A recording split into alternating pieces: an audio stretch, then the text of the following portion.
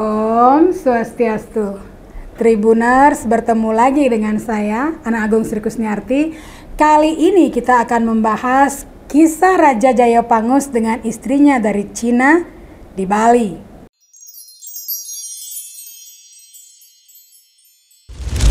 Raja Jayapangus atau yang dikenal dengan nama Sri Prabu Jayapangus adalah salah satu tokoh yang terkenal di Bali. Sebelum beliau naik tahta menjadi raja, kala itu di Bali dipimpin oleh Sri Jaya Sakti dan Sri Jaya Kasunu. Dari catatan yang tertulis dalam prasasti dapat diketahui bahwa Sri Jaya Sakti berkuasa di Bali sejak tahun 1133 hingga 1150 Masehi. Prasasti-prasasti beliau tersimpan di Desa Manikliu Kintamani dan di Desa Prasi Karangasem. Pada masa akhir jabatannya, sang raja digantikan oleh putranya bernama Sri Jaya Kasunu.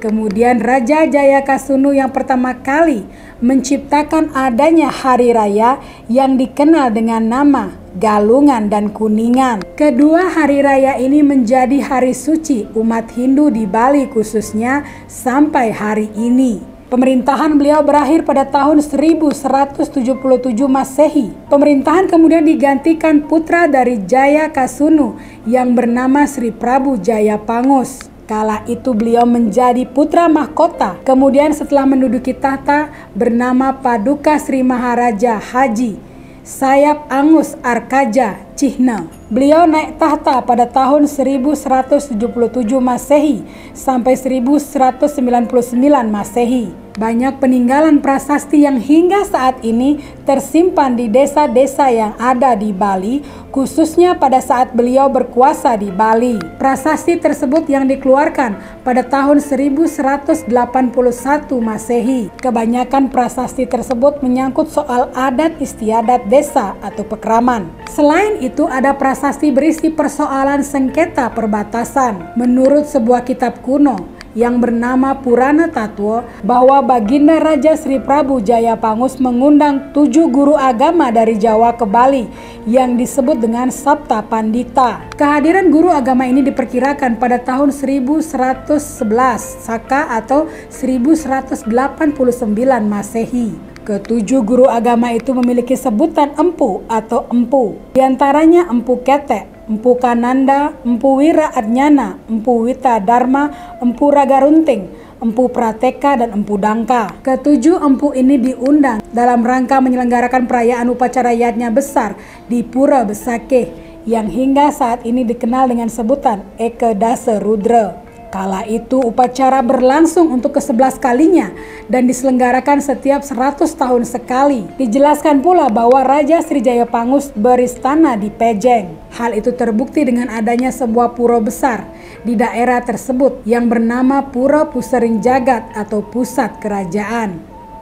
Pura inilah lambang kebesaran dan kekuasaan Baginda Raja Sri Jayapangus. Beliau memiliki 2 istri yang bernama Paduka Betari Sri Parameswari Indi Jaketana dan Paduka Sri Mahadewi Cangkaja Cihna yang dari Cina. Baginda Raja dalam memimpin persidangan selalu diapit oleh kedua permaisurinya, sehingga Baginda tampak sangat berwibawa dan karismatik sebab beliau dianggap sebagai simbol keharmonisan etnik dan asimilasi budaya, khususnya pada hubungan Bali dan Cina. Ada beberapa kitab yang digunakan Raja Jayapangus untuk memimpin Bali kala itu. Di antaranya Kitab Hukum Kandawa Kamandaka, Kitab Marawa Kamandaka Dharma Sastra, serta Kitab Manawa Sasana Dharma. Baginda Raja Sri Jayapangus juga menerapkan dasa sila atau 10 jenis tingkah laku yang baik yang harus dilaksanakan dalam mengemban tugas-tugas kerajaan. Lalu ada Pancasiksa, yaitu 5 keterampilan untuk melengkapi diri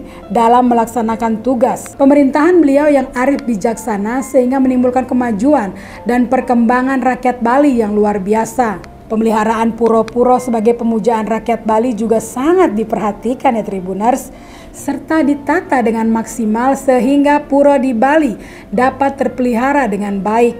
termasuk pendirian pura yang sangat terkenal di Bangli bernama Dalem Balingkang. Pura itu sangat berkaitan dengan beliau sebagai raja yang memiliki permaisuri putri dari Cina bernama Kang Chingwi. Dalam pengaruh budaya Cina di Bali dapat dilihat dari kisah Sampai Ingtai. Ilmu silat dari Cina yang sangat berkembang pesat di Bali adalah pencak dan tarian massal seperti tari baris dap-dap, baris temung, baris perisai, baris tombak, dan baris tamyang serta beberapa tarian lainnya. Berkembang pula barong landung yang sekarang banyak menjadi sesuhunan di Bali. Baginda Raja Sri Jayapangus juga diakui sebagai penjelmaan atau titisan Dewa Matahari atau Surya Arkaja yang memberi dinamika kehidupan dan kesejahteraan bagi masyarakat Bali.